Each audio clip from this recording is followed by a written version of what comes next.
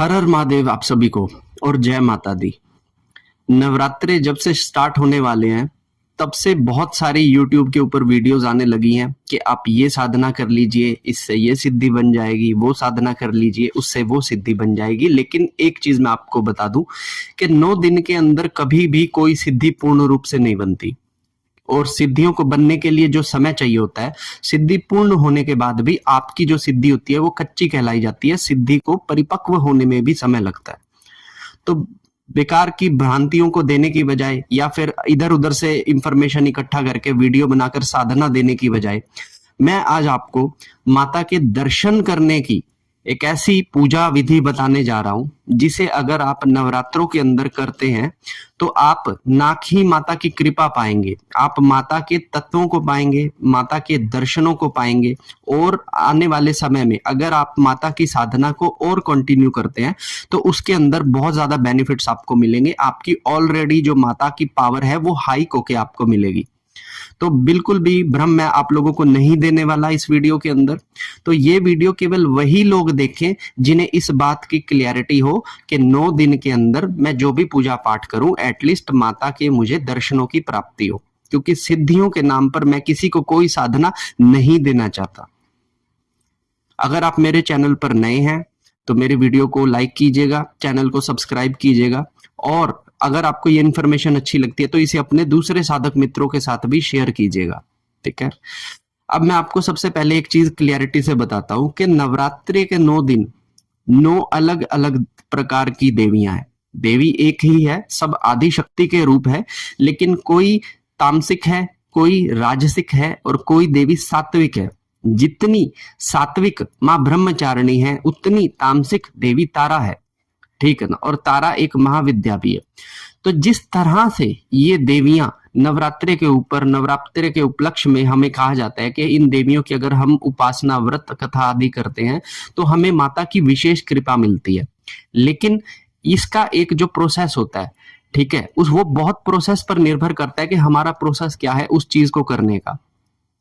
आज मैं आपको जो प्रोसेस बताने जा रहा हूं या फिर जो भी मंत्र मैं आपको देने जा रहा हूं, जो भी न्यास मैं आपको देने जा रहा हूं, इसे पे जरा गौर से देखिएगा। अगर आप मेरे द्वारा बताए गए साधना को इन 9 दिनों तक करते हैं, ये जो प्रोसेस है इन्हें 9 दिनों तक करते हैं, तो आपको विशेष रूप से देवी माता आदि शक्ति के दर्शन प्राप्त होंगे ही होंगे, ये गारंटी है।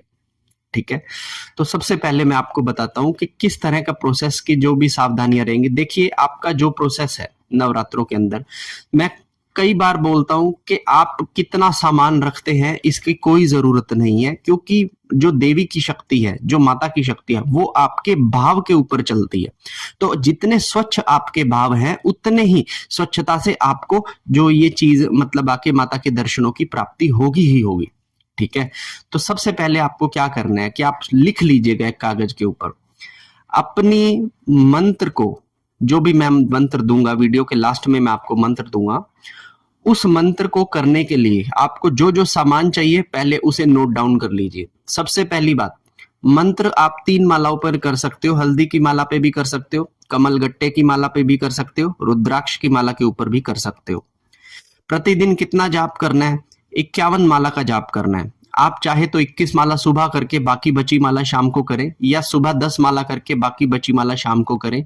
ठीक है ना, तो ये इतना जाप आपको करना ही करना है। ठीक है, तीसरी चीज, घर के अंदर लहसुन, प्याज, मांस, मदिरा जैसी चीजें नहीं होनी चाहिए। चौथी चीज, आपके घर में चाहे क्लेश है या क्लेश नहीं है, लेकिन साधना के दिनों में आपको सबके साथ सौम्य व्यवहार करना है। अगर आप ये सारे प्रोसेस करते तो आपको माता के दर्शन होंगे ही होंगे। अब किस तरह से इसकी शुरुआत करनी है मैं आप लोगों को बता देता हूँ। ये न्यास सबसे पहले सुन लीजिएगा। सबसे पहले आपको बैठकर माता से ये प्रार्थना करनी है कि हे माता रानी, मैं जो ये 9 दिन की साधना में करने जा रहा हूँ, ये आपके दर्शनों को पाने हेतु करने जा रहा हूँ। इससे अधिक आप कुछ ना बोलिएगा, क्योंकि जब माता के दर्शन मिलेंगे तो माता का आशीर्वाद आपको अपने आप मिल जाएगा, माता के तत्व आपको अपने आप मिल जाएंगे, माता की शक्ति, मार्गदर्शन, ये सब कुछ आपको अपने आप मिल जाएगा। तो आपको अपने मुख से और कुछ नहीं बोलना। नहीं तो कई बार क्या होता है कि लोग जो साधना करते हैं 8वें या 9वें दिन पर उनको माता की खेल आने लगती है, उनका सर घूमने लगता है, माता की तरंग उनके अंदर हाजिरी लेने लगती है और फिर बाद में वो लोग परेशान हो जाते हैं कि ऐसा हो क्यों रहा है। ठीक है, तो सबसे पहले आपको क्या करना है कि आपको एक आसन पर बैठकर माता को बोलना है कि माता, मैं आपके दर्शनों को पाने के लिए जो मैं ये साधना 9 दिन की करने जा रहा हूँ, और ये कामना करता हूँ कि आप मेरी साधना में कमी होने के बावजूद भी मेरे पूजा पाठ को स्वीकार कर मुझे अपने दर्शन प्रदान करें।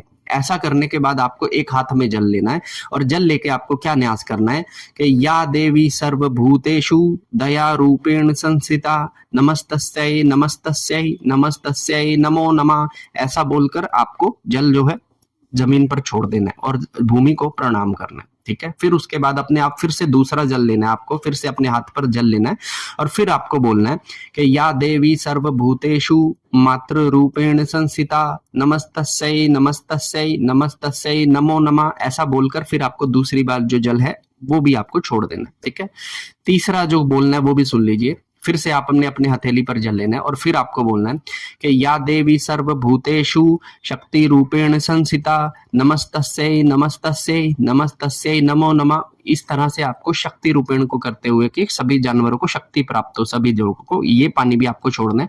और फिर अंत में जो करना है वो जरूर सुन लीजिएगा। ये 4 आपको न्यास कर कर जमीन पर जल छोड़ना है। चौथा न्यास सुन लीजिएगा।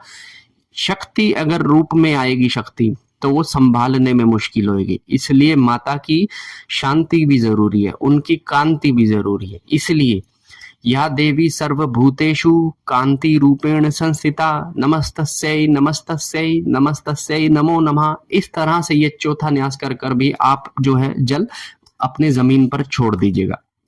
अब उसके बाद ये आपने प्रोसेस करके अपने कमर सीधी कर कर चौकड़ी लगाकर बैठ जाना है, और आपको क्या करना है, मंत्र करना है। अब मंत्र आप ध्यान से सुन लीजिएगा। ओम दुम दुर्गाय नमः ओम, ओम दुम दुर्गाय नमः ओम, ओम दुम दुर्गाय नमः ओम। इस मंत्र का आपको अपनी माला पर रुद्राक्ष की हल्दी के कमल गट्टे भी XYZ जो भी माला आपने ली है उसके ऊपर जाप करना है। प्रतिदिन आपका जाप 51 माला का होना चाहिए। एक चीज हमेशा ध्यान रखिएगा कि जब भी आप जाप करेंगे तो आपको स्टार्टिंग के अंदर थोड़ा बोल बोल कर जाप करना है। शुरू के 2-3 दिन आपको बोलना है, उसके बाद आपको जाप को उपांशु पर लेकर आना है, और अंत के जो अष्टमी और नवमी का दिन होता है, जिस दिन हम भोग लगाते हैं, उस दिन आपका जाप मानसिक रूप से होना चाहिए।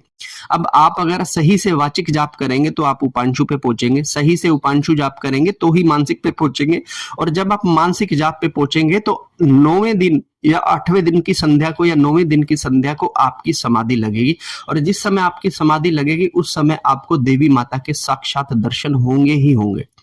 और आप इन्हीं दर्शनों को अपना आशीर्वाद समझकर अपना अनुभव किसी भी दूसरे व्यक्ति के साथ शेयर ना कर कर आप माता की कृपा को पाएंगे। और अब अगर भविष्य में आप माता की कोई भी साधना करते हैं तो माता की कृपा, माता के तत्व आपको हाइक बढ़ाकर अपनी एनर्जी ऑलरेडी दे देंगे। तो इस तरह से आप जो है नवरात्रों की ये पूजा कर सकते हैं, इस तरह से आप माता रानी के दर्शनों को पा सकते हैं। और मैं कामना करता हूं कि आपके द्वारा की गई जो भी साधना है माता रानी उससे प्रसन्न हो, माता रानी आपके सभी दुखों को हरे, माता रानी आपके जीवन में सुख संपत्ति को लेकर आए।